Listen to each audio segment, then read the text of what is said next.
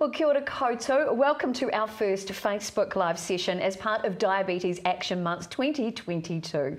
This year, the theme is Diabetes Action Month. Diabetes matters. Why? Because it does. With more than 290,000 Kiwis living with diabetes here in New Zealand and many more at risk, diabetes matters now more than ever. This month we will be running 2 Facebook Live sessions focusing on why nutrition matters and also why prevention matters to people with and at risk of diabetes. Now, if you're wondering who I am, kia ora, ko Monique Bradley tōku ingoa. I have a family history of type 2 diabetes and I was previously pre-diabetic as well. Tonight I am joined by some very, very awesome guests who I know you're going to love, a couple of who have featured in our podcasts that are being released throughout this month as well. We have 3 different guests. We have Chiefs rugby player and type 1 Ruben O'Neill coming up tonight, and you'll hear how eating well has helped him manage his diabetes as a high performance athlete. We also have here in the studio tonight Amanda Bryan, and she's a nutrition expert, and we also have Diabetes New Zealand dietitian Helen Gibbs, who will talk about why eating well is so important for people with diabetes. Now, the great thing about this is we are live. Anything can happen tonight, and we encourage you to ask your questions. We're going to be talking about simple tips that you can put into your daily eating plan to make healthy meals. We're going to be busting a few food myths as well, and our experts will be here to answer your questions live. Now, speaking of which, I can see comments already coming up in the news feed. I have a computer right here beside me, so if you do have any questions, send them on through and I will shuffle those over to our experts throughout the live. Now, also, to let you know, by joining the live event tonight, you are in to win an awesome prize as well. We are very grateful to have an incredible prize sponsored by, of course, Diabetes New Zealand and their partners, ASICS. So it gives you an idea of what might be in the prize pack. Vibe, which are the most amazing sugar-free drinks I've ever tried. You'll love them. And also Sunrice, who are a great partner with Diabetes New Zealand. Now, the prize pack, by attending this live stream, you're in the draw for that prize pack, and it's valued at $430. So make yourself visible, make yourself known to the team here on the live stream. Make sure you ask great questions and you are in the draw to win. So tonight we're going to cover a bunch of different topics. There's a lot of questions that many of you ask all the time. What should I be eating? How much should I be eating? We've got great questions already submitted. Wow, so many great questions and lots of hearts and stars and thumbs up coming through in the live stream feed. And we will be talking to everyone. So if you're living with type 1 diabetes, type 2 diabetes, gestational diabetes, all of the information will be relevant to all of you, and including those of you who might have family members who are living with diabetes as well. This live feed is for everyone.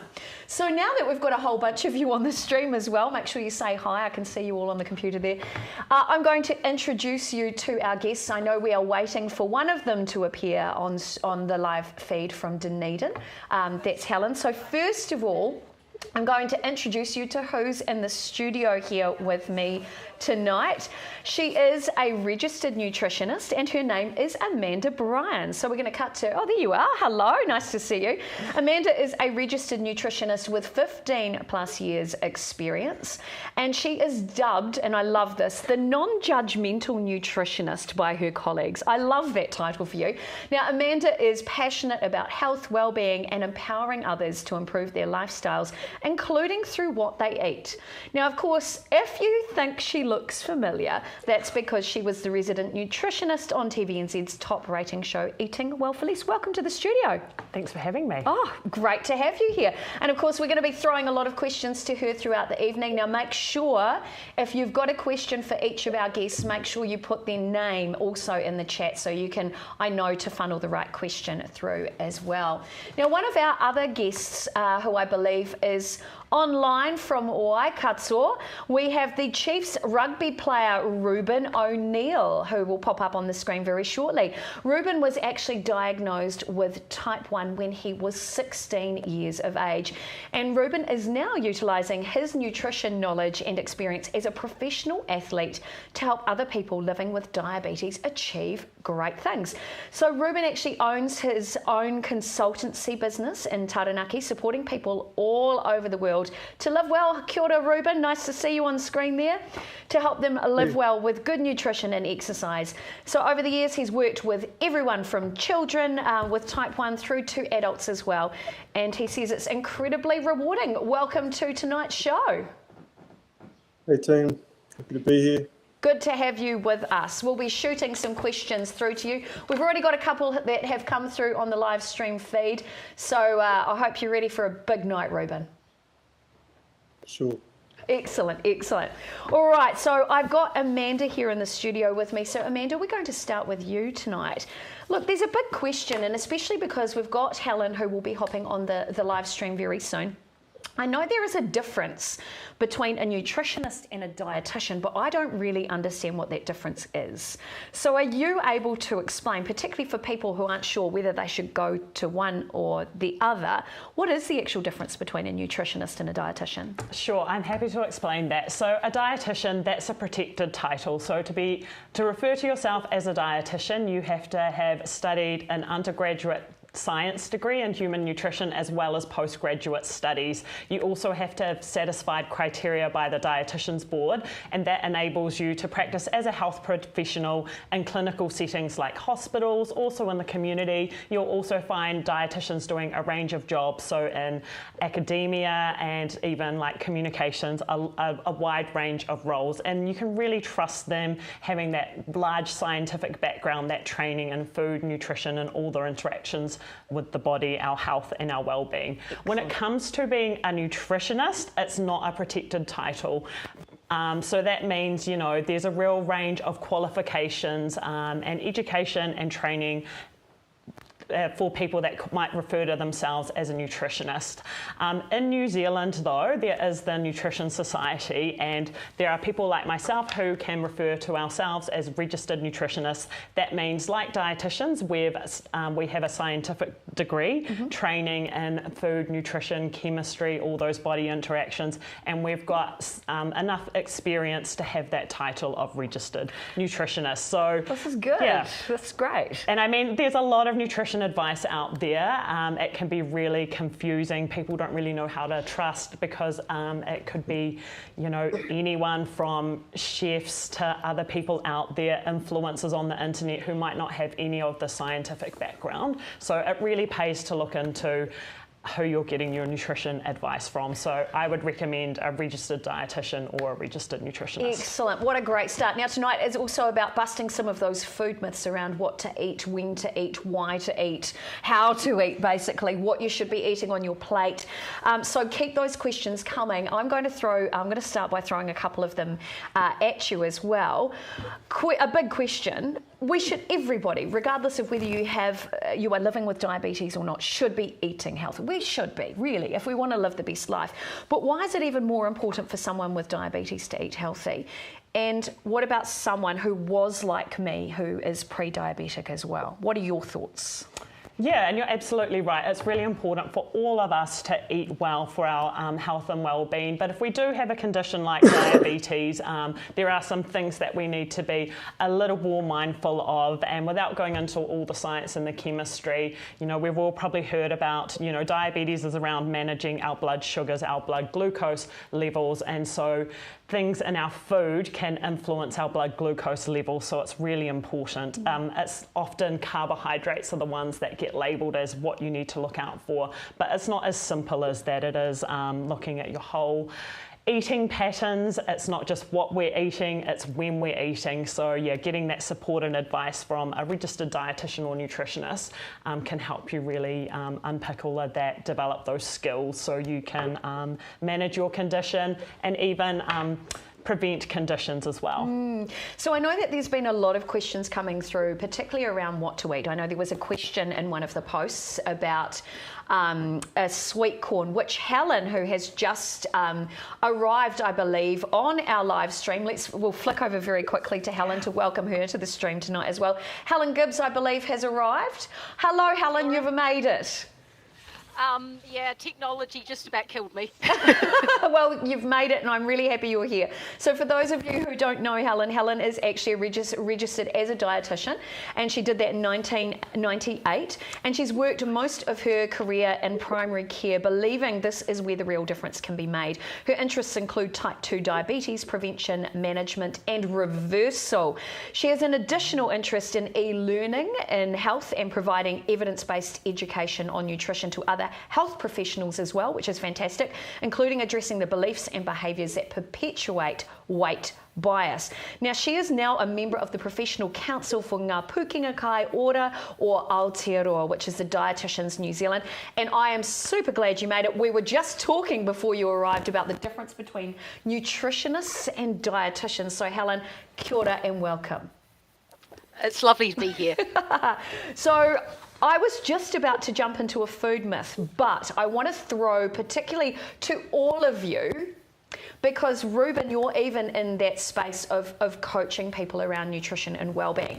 Somebody who is already living with diabetes, so they may be newly diagnosed or they're living with it continuously, have done for a few years, and they've been told by their GP that they need to go and see a dietitian or a nutritionist. This can be quite overwhelming for somebody living with diabetes when they already have to make hundreds of decisions every single day about their well-being. So what can somebody expect when they are going to see a nutritionist or a dietitian for the first time? So I want to actually jump in and start probably with Amanda, but I thought I'd set the question up now so you're all prepared. Amanda, let's start with you. If somebody's going to come and see you to talk about their nutrition, what can they expect going into a consult? I guess, first of all, often people are like, just give me a food plan, but that's not what a good nutritionist or dietitian would do. It's about working with you to understand your lifestyle, your preferences, and helping you develop skills. So when you're out and about, you can make food choices that are going to help you to manage your condition. Yeah. Excellent, excellent. So I want to throw the same question to you, Helen, as well. If somebody is going to come and see a dietitian, what are they likely to expect? Is it a lot of jargon? Is it a lot of information? I hope not. And one of the things is traditionally, and I actually am a second-generation dietitian. My mum, who I think is listening to a Facebook Live through there, was also a dietitian. Wow. And traditionally they were told that they should focus only on the food. And the reality is, if it was that simple, would we all be here? And so that now dietitians will talk to people about perhaps what is concerning them the most about their eating. And it might not be what's on the referral. There is a whole lot of things that are asked. And I think it's probably the most daunting thing is you're probably going to have a lot of questions asked in that first session. And that might feel a little bit judgy, but actually it's to make sure that the right advice is going to be given and the right sense of direction. Excellent. Thank you so much, Helen. Now, I want to pop over to Ruben, who is in the chat, of course, tonight as well. And Ruben, you're running your own consultancy and you're supporting people with diabetes, and you're helping them particularly through that good nutrition and exercise process or creating plans with them. What does working with you remotely look like, and what do people experience? Yeah, so basically the whole understanding phase is huge for me. Like Helen said, like the whole first phase is about really like learning about the client and their tendencies and stuff like that. And then, yeah, not as well just focusing on just food. It's all those fundamentals, sort of like taking a big holistic approach, because they all have their own, they all play their own part in good health and diabetes. So it's nailing that, and then small task focused, nailing one task at a time, because it can be very overwhelming at stages. And we just keep making little improvements, daily habits, and then down the road, that's when we get the purchase. I love it. Great advice from all three of you. Now, there have been a whole bunch of comments coming in through the live feed, so I want to jump in there right now. Obviously, living healthy and living well can be quite costly because we all know the price of food. And so I've seen here Annette Middlemiss, and I want to throw this to all of you, advice for budget. How do we cope with eating well when we are on a budget? So I'm going to start with you because you're right here in the studio. Your thoughts? So probably the first place I would start would be around planning, especially when we go to the supermarket. It can be quite a captivating space. There's lots of signs, specials that grab our attentions, and it can be really easy to just go in to grab a couple of things, and before you know it, you can't carry everything that you put in your basket or your trolley. So planning meals can really help, and around reducing food waste as well, because in New Zealand we actually waste a lot of food that we buy, and often it's the things like our fresh fruits and vegetables that are more expensive, and we know we shouldn't be wasting them. But if we are planning our meals, making a grocery list that matches that plan, that would be the first place where I would start. Excellent. Helen, I'm going to shoot it across to you and ask you what would be your plan or your tips or tricks around eating well on a budget? So as well as the planning, which is absolutely what I'd be saying 100% to people, I would also be saying to be looking at some of the legumes, chickpeas, red kidney beans, that kind of thing, and making meat go further. Now, it's really hard if you've never encountered this before, and so I'm going to put a little pitch in for the Heart Foundation Full of Beans cookbook. Absolutely brilliant one for getting people new to beans a bit more familiar with it. Well, I was today years old when I learnt that one. Great tip there also, Helen. Now, finally, Ruben, I want to ask you in particular, you know, you're a high performance athlete, and I can imagine your food bill would be quite costly to support all the energy you need to do what you do. So for people who are very, very active like you are, or who are training, getting fitter, that sort of thing, how do you make your budget go a little bit further? What are your tips and tricks around healthy eating? Yeah, obviously, planning is the big one.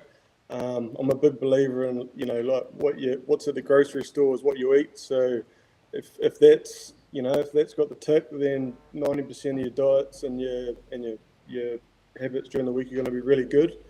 But then again, it's buying in bulk, buying really good quality, you know, grass-fed meats, heaps of good local produce and stuff like that. And just buying in bulk, and then meal prepping as well is a really good one to save time and money, because at the end of the day, that's what catches most people is that time, and it also saves you in the bank. So, love that tip. Great tip. And in fact, there's a few people who have actually commented in the feed as well, saying that they have other health complications, and so sometimes they struggle with making those meals. So I think that's a great tip to take on board, doing that meal prepping. Would you agree with that as well? Absolutely. You're a meal prepper? Yeah, and I'm known as like the leftovers lady in our lunchroom at work. I always have leftovers.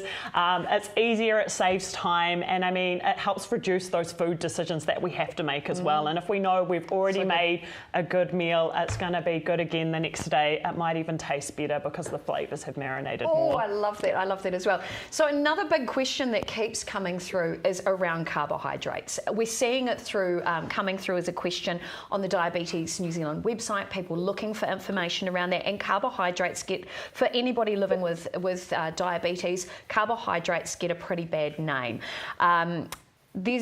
I think it's time to bust a few myths, because there was a question that came through which Helen actually answered today, I believe, around sweet corn. I think it's a really valid question, because I know a lot of people, when they get diagnosed, they think, I can't eat this, I can't eat that, so what can I eat? So let's talk about carbohydrates. Can you all talk us through some advice around carbs for people with diabetes? Helen, I'm going to start with you this time. Okay, so the thing about carbohydrates is they are not bad. It is about the quality of carbohydrates that matters. Now, what do we mean by quality? It's the phrase that we use is high in fibre and less processed. So, for example, if you're looking at a cereal and I won't even name any cereals, we can just look at them. And if there's lots and lots and lots and lots of ingredients in it, things that you don't have in your cupboard, is that food or is that processed stuff? And then the second thing is that you then look at it and go, right, well, if we think of it in terms of the nutrition guidelines, which everyone should be following, is mostly eating high in fibre, which is more than 6 grams of fibre per 100 grams of product. And is it mostly whole grain? So, for example, I've got, in terms of planning and things, my overnight oats already soaking for tomorrow. And that's big chunky oats, some fruit, some yogurt, some milk, all put together. It'll be very nice tomorrow morning. I love it, love it, love it. All right, Ruben, thoughts on carbohydrates? Yeah, obviously they're very essential for training loads and getting the best bang for your buck in terms of quality training and training recovery. Obviously, it can get tough for diabetics to keep up with your calorie maintenance and stuff like that with carbohydrates. But I'm a firm believer in just having a good amount at each meal and spreading it out over the day, and that's a great way to achieve that. There's ways to do it, like dressing the carbohydrates with some good protein and orders of macronutrients and stuff like that to really slow down that digestion, and the fibre, of course. So yes, they are essential for training and everyday life as well, just for that good energy kick. I love it, I love it. Okay, back to the studio here. What have you got for us, Amanda? Your thoughts? So yeah, absolutely agree with what both Helen and Ruben had said. It's about that quality of the carbohydrate and the quantity as well. I'm a big fan of the plate model, which the Diabetes New Zealand have some amazing resources there. So if whenever you're eating any meal, thinking about the mix of having a mixture of foods. So if you draw a line down the middle of the plate, one half should be your non-starchy vegetables, should be really colourful, and then the other half of the plate split into quarters. 1/4 carbohydrate, the other quarter protein. So that's going to mean we're going to get, all of the nutrients that we need from across the diet, and then it helps by having that mix of a meal. The fats, the fibre, and those other food groups will help reduce any impact of blood glucose levels from carbohydrates as well. Excellent. We are busting a lot of food myths tonight, and that's what these live streams are about. Yes, Helen. Can I just jump in and say one of the habits that I come across quite frequently is what I call double carbing. And so that it's the people who eat the potato on their plate for dinner and then pretty much immediately go and have a couple of slices of bread. And the thing is that often they're going, that's a habit they've got into. And actually trying to say, no, let's just stop and feel how I feel after half an hour or even an hour before actually thinking, do I need to have more? And even one simple change like that can make a huge difference. Absolutely. So, Helen, I'm hearing being mindful of how you're eating as well and what you're eating. Would that be fair? Absolutely, is about what what they're eating and how often they're eating. Because this is the problem: is that it's very easy to have habits that we fall back into, often because it's so stressful trying to make change. And rather than going, oh, I'm stupid, I shouldn't have done that, going, well, what happened there? Did I get a bit distracted? That kind of thing. Absolutely, I love that. There are so many great questions coming through the feed tonight. So there's quite a few parents who are living with, who have children who are living with diabetes as well. And there's a lot of people out there who love eating fruit. And again, falls into that sort of carbohydrate or, fructose category, which can kind of impact on blood glucose levels. So there's a few people who have actually asked, do you all have recommendations of snacks instead of fruit or alternatives? I'm going to start with you this time, Amanda. So one thing we know is most New Zealanders aren't getting enough fruit or vegetables to meet dietary requirements. So I would say instead of having fruit, why not mix it up? Have something like a vegetable instead. Something like carrots, they're really cheap at the moment. They're really portable, they're easy to chop up. You can team that up with a dip like a hummus, and that's a really good snack. Oh, sounds good to me as well. I love it. Let's pop over to you, Helen. Thoughts on alternatives to fruit for a snack?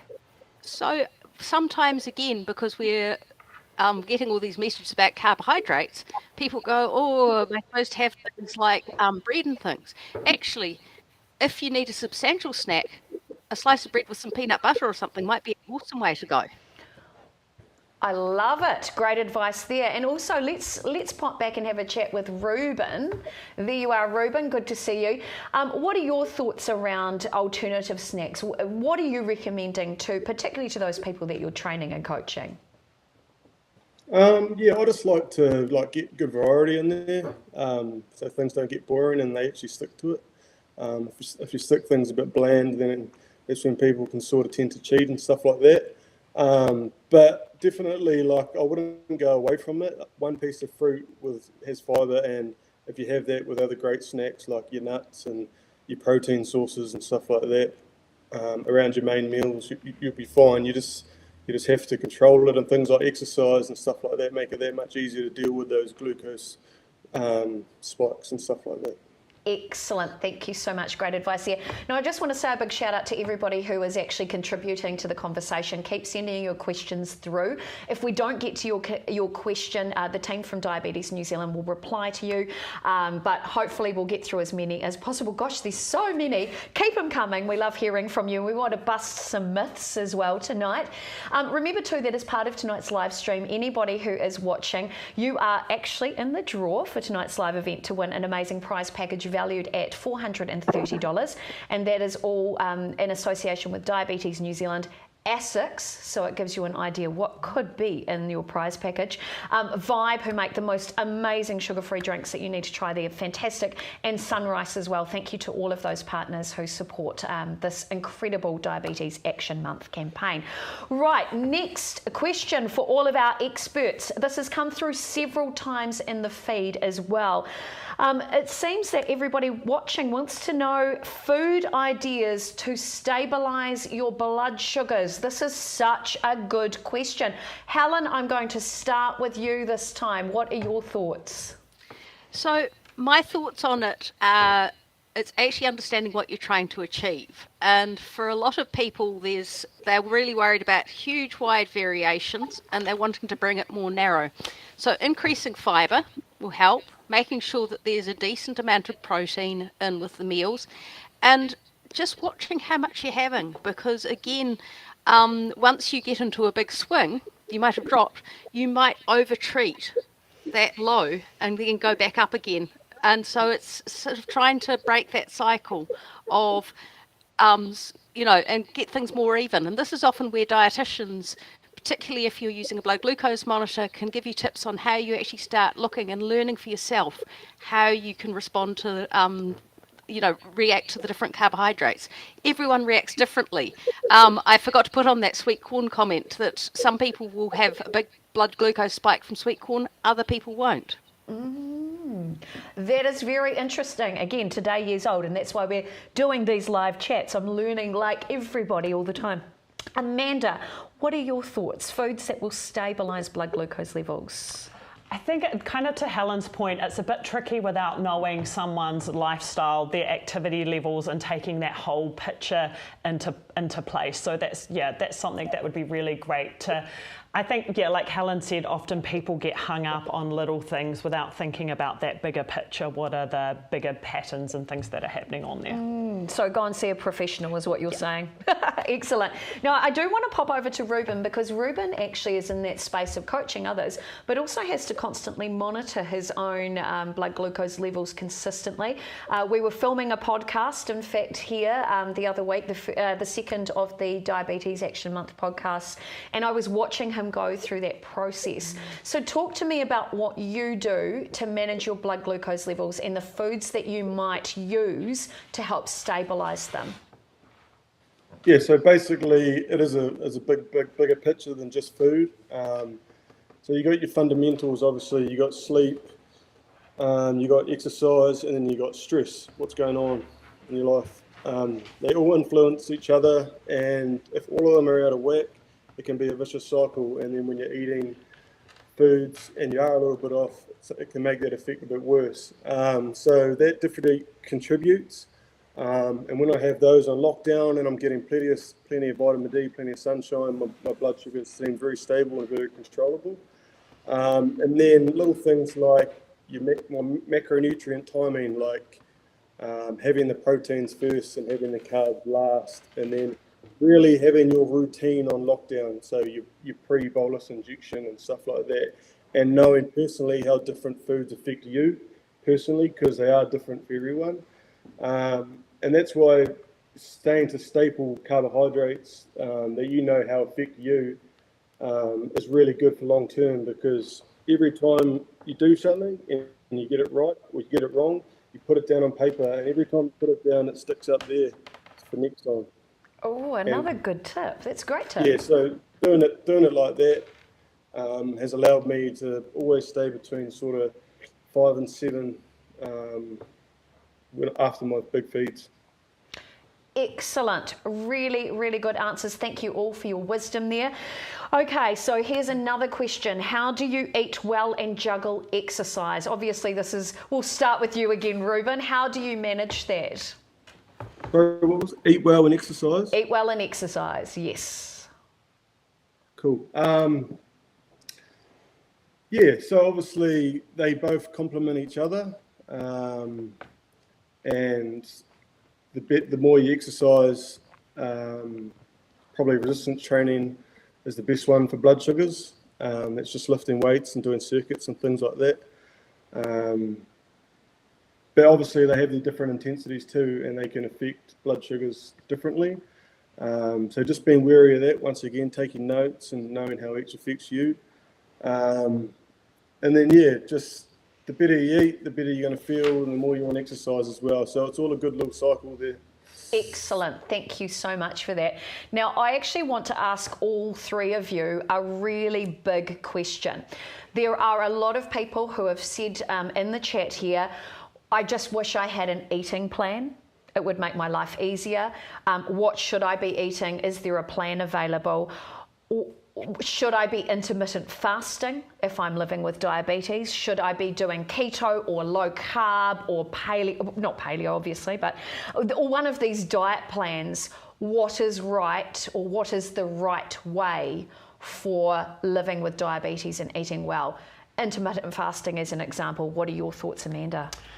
Yeah, there's a lot out there around intermittent fasting. There's lots of different ways that you can do it. And again, it's one of those things that would really strongly encourage you to go and seek support of a professional, someone who can help you through it. And I mean, most of us fast in our days anyway as we sleep overnight. So sometimes people think that they need to do this special type of fasting because it's a trend. And yes, it helps our bodies repair, but it can be a bit tricky when you're managing health conditions, when you're putting your body under that added stress of going through a fast. So I know it does work for some people, but really important that you get that health professional support to guide you through it, so there's no unintended consequences. Love it, love it. Helen, we're going to jump to you. What are your thoughts on fasting, low carb, keto, and all of those trends?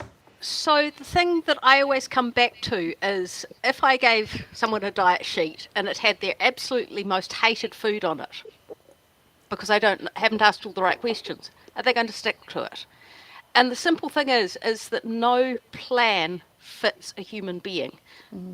You know, we've got to actually be thinking, what is good enough? How can we get some bit of routine, bit of organisation? But then what suits that individual? I've seen people who have been successful on keto, but they can stick with keto. I've seen people successful on a vegan diet, but they can stick with vegan diet. I've had people who have done fasting, but they can stick with it. It's really what we can achieve and what we can stick with that really determines where we should be going with lifestyle change. Excellent. So it's a case-by-case sort of situation. And often with plans, if I can just jump in there, please do. They're great when they're going to plan and everything's working well. But if there might be an occasion or event that comes up and things go off to plan, then people can get into some of those negative spirals, and that can be really unhelpful. So I guess for me, it's more about working with people so they can develop those skills. So if a situation comes up, they know how to deal with it. Excellent. Now, what are your thoughts, Ruben, on this topic? Because this is a big one. Yeah, I 100% agree with both of them. Like, compliance is the science. You know, the only diet you'll follow is the one you'll stick to. But if you feel good doing one and, you know, and you like it and you're achieving your weight loss goals, because essentially you take, with most diets, you're taking out one macronutrient, so you're sort of going to fit into a deficit naturally.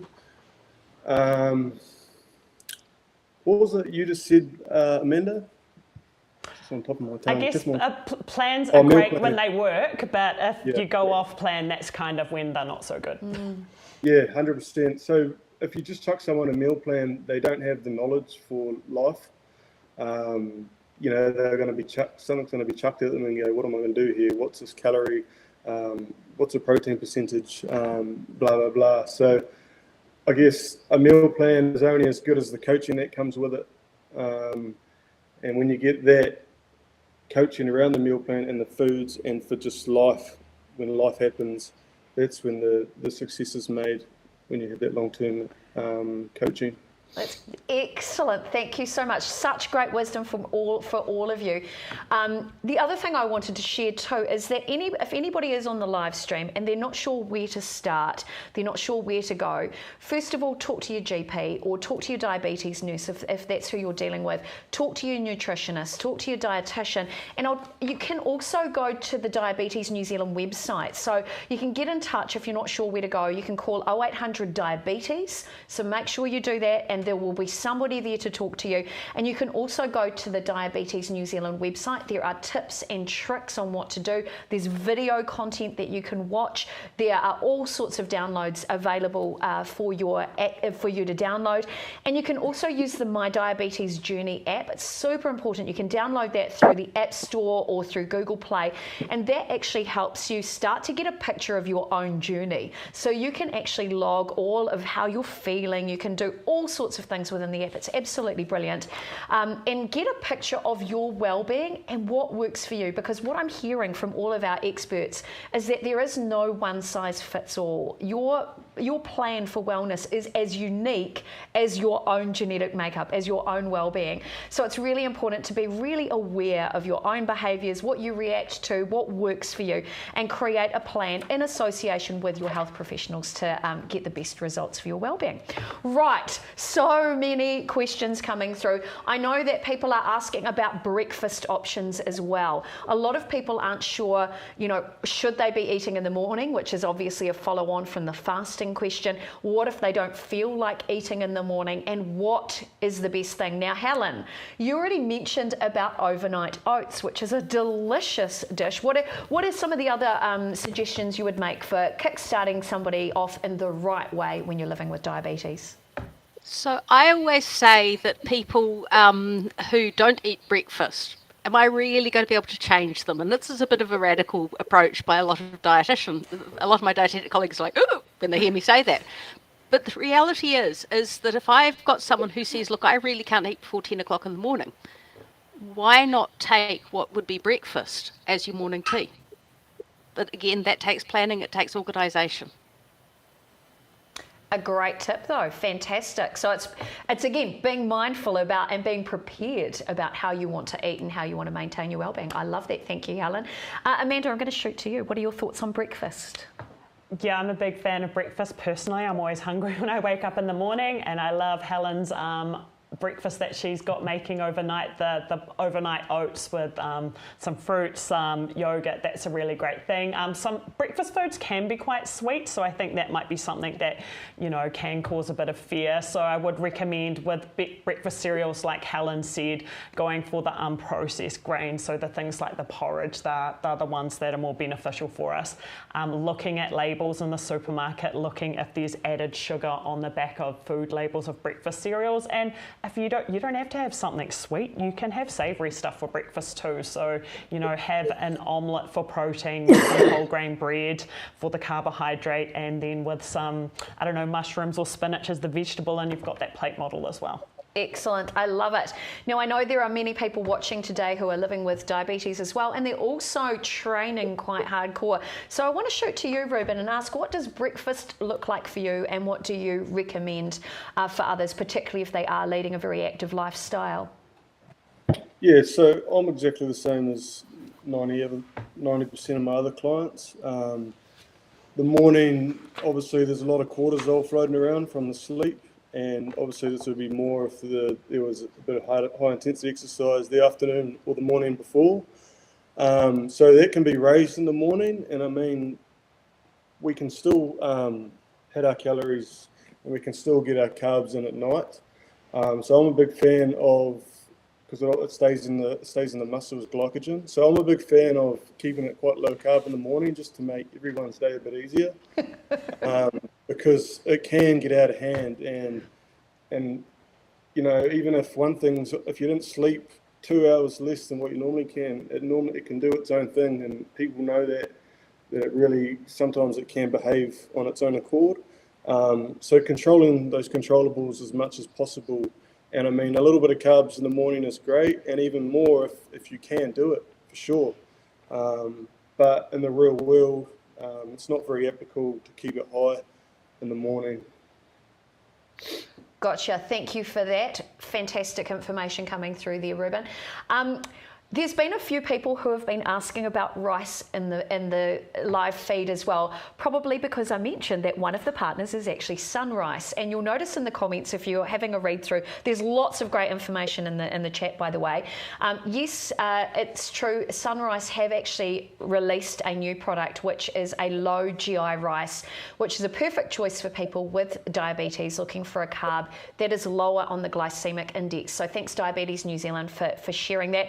I've tried it, it's delicious, cannot recommend it highly enough, and I do want to say a big thank you to Sunrice for coming on board as a partner for this amazing month of a wellbeing focus.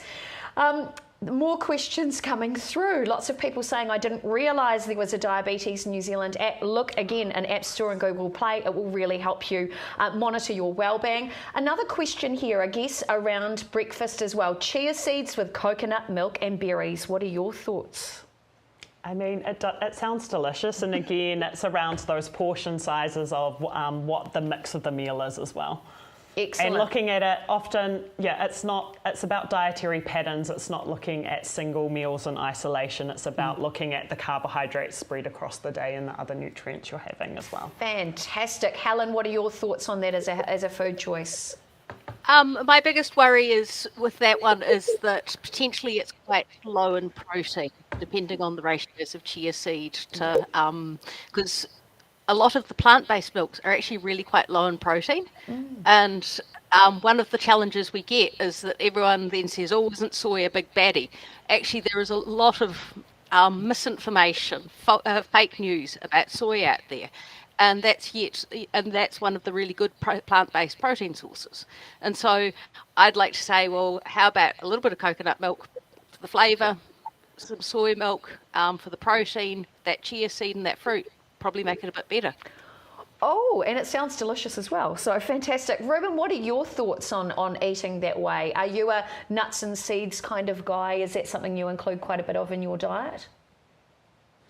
I definitely add them in sometimes for variety, and they definitely have their place. But in the mornings, like Helen said, you definitely need that protein to start off your day. Get a spring in your step. So definitely, that meal does sound delicious, by the way. But I would definitely add some protein to that, and if you can handle the spike, 100% good as gold. Excellent. Great response. Love that. Okay, so many questions. You guys are fantastic on the chat tonight. There was one more question, because I'm aware that we've gone over time, but we can't stop. There's just so many good questions in here. And I want to come back, I think, to the final question right here. Sugar-free products, because there are a lot of myths around the use of sugar-free products and how they can also potentially affect your blood glucose levels. So I've seen that myself on the internet, and I would love to know your thoughts. It's just that somebody has said here, are sugar-free foods such as sugar-free sodas or syrups okay? I'm going to start with you, Helen.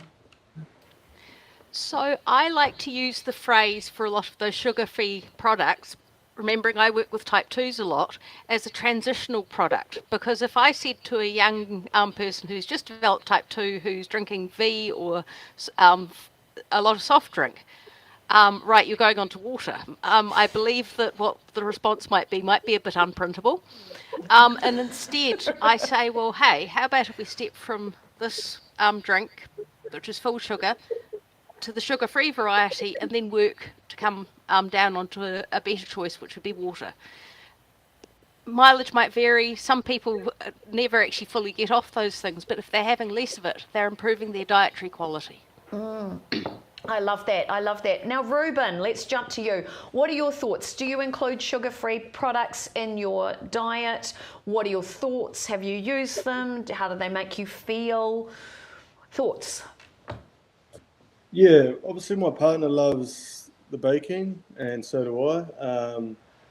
So we've experimented with monk fruit extract quite a bit, and stevia itself. So they seem fine to me, and I've got no issue with them. And you can still enjoy the sweet stuff. With like the sodas and stuff, yeah, same as Helen. Like, I haven't got a real issue with it. I mean, if it's going to get you off the shit stuff, bloody good. So. I love that you're keeping it real, Ruben. Brilliant. And finally, Amanda, what are your thoughts? Yeah, like Helen said, they can be a great item to transition from having those full sugar products down to, ideally trying to have water as the first choice of drink. Just something to be mindful of there, like those sugar-free products, particularly the drinks, they can still do harm to our teeth. So it is around the amount that you're having, and often when things have that free on them, they have a bit of a health halo, so people can think they can have more of them. So it is about, ideally we want to work towards water when it comes to drinks, but they can be a good intermediate step. All right, I believe Ruben's just popped off the live stream. So, Ruben, you are missed already. I guess the final chat, the final big question, which is something that I hear often from people living with diabetes, and also people who have to make a sudden shift in the way that they eat and the way that they live. And this is for everybody, and including those that are on the live stream as well. If I want to hear your thoughts around this. For those of you who are really thriving, who have transformed your life, what's worked for you? So the question is, how do you stay motivated to stay on top of everything when you might lead a busy lifestyle, where you don't have time to plan, or you're just too lazy? Look, a valid comment coming in from Ezekiel. I know there's a lot of people who feel like that. So let's finish up with the top tips for staying on track. And again, share your comments in the feed if something's worked for you. So Amanda, I'm going to start with you. Oh, welcome back, Ruben. Good to see you as well. Amanda, what are your top tips for staying on top? I think it's about having that team around you, having your support crew, like your dietitian, your nutritionist isn't just there to hold you accountable. They're there to help you remember how far you've come and celebrating those successes, because often we think about, that end goal where we want to be without reflecting on where we've come from, and that can be really powerful as well. So celebrating those small steps along the way. Excellent. I love that. Thank you so much. Ruben, what about you? Big question there. How do you stay motivated to stay on top of everything when you might be busy like you are, or you might be a bit lazy like I am? What do you do to stay motivated for your wellness?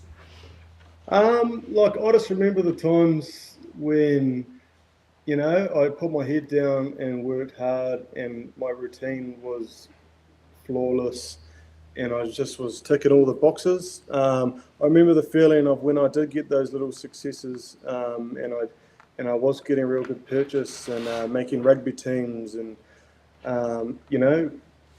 getting rewards. And I just remember those times, and that sort of how good that feeling is just second to none. So just remembering those times, and then knowing that if you keep chipping away, it's going to happen again. Excellent. All right, I'm going to throw it across to Helen.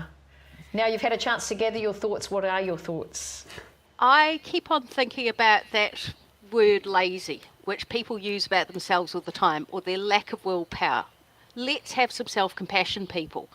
How can we have willpower when we are surrounded by what's called an obesogenic environment, an environment that pushes us towards being inactive and eating a lot of, to put it bluntly, crap food?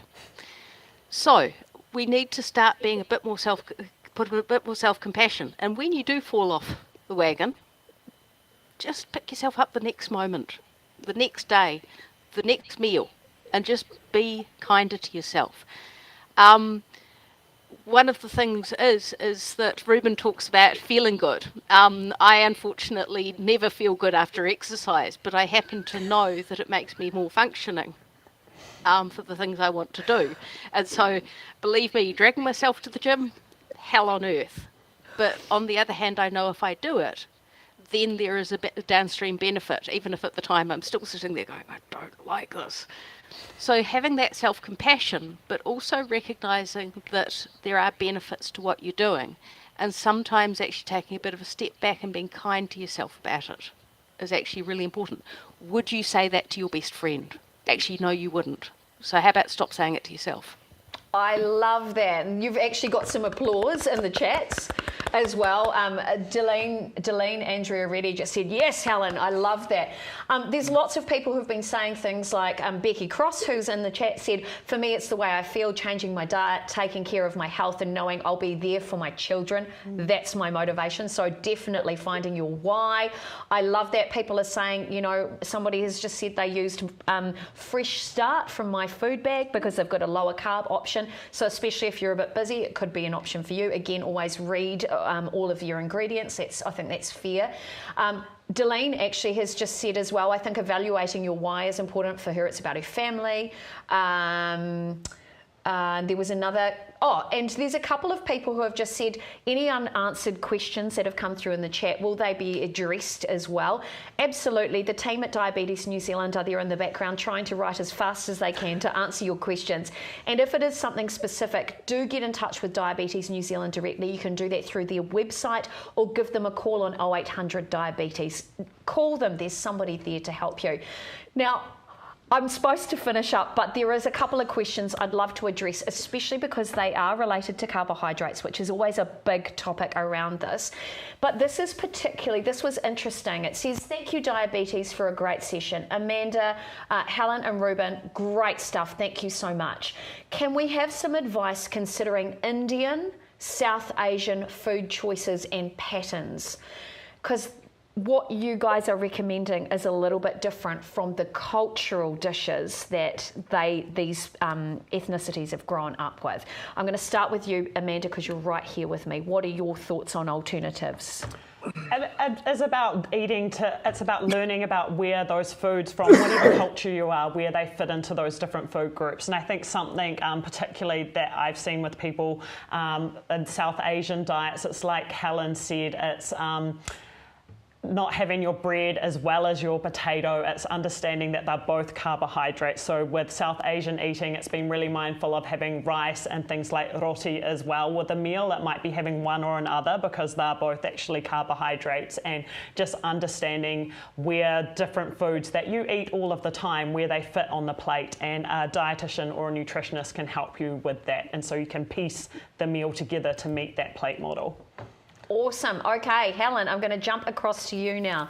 What are your thoughts? So I'm going to speak from a Dietitian Council perspective. We have increasing diversity amongst dietitians, but we've got a long way to go. So if you've got a young person in your life who is thinking of a career, find out a bit more about us. But the second thing is that I think it's really important to understand for many people it is hard to access this help. I am going to do a political plug and say now with Te Whatu Ora being one unified health system, we're no longer primary and secondary care, we're supposed to be all one. Let's start thinking about prevention and get more of the people who can give you this help in your GP surgeries. Excellent. And the last thing I was going to say is I have lots and lots of Asian dietetic colleagues overseas, and if anyone ever had a specific menu or recipe request, I would be very happy to actually find out more about it from my colleagues. Love that. Absolutely brilliant. Ruben, finally, what are your thoughts? Yeah, once again, it's having those understandings on the food groups, and like when you're looking at a dish going, yep, here's my veggies, here's my carbs, my protein, my fats, and then having a good understanding on that and how it affects your blood sugars if it's diabetes. So one thing for me, or one thing that I know for sure, is when you have high fats and high carbs, the carbs are literally drip fed into your bloodstream over a space of 1 to 5 hours, sometimes even longer. And if you're having that before bed, it's a big no-no. You're going to wake up during the night high. High blood sugars affect sleep.